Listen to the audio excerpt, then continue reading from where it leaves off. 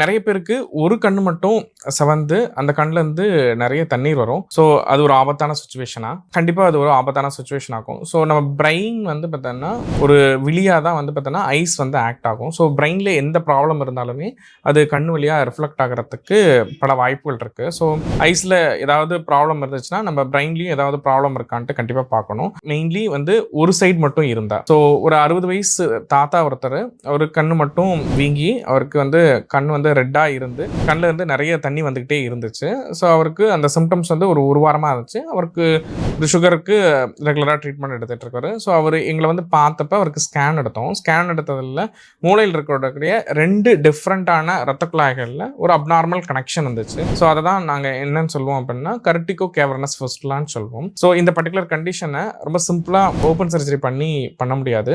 So இது வந்து ஒரு ஒரு complicated situation. But intervention radiology மூலமா இத வந்து ஈஸியா ட்ரீட் பண்ண முடிஞ்சுச்சு.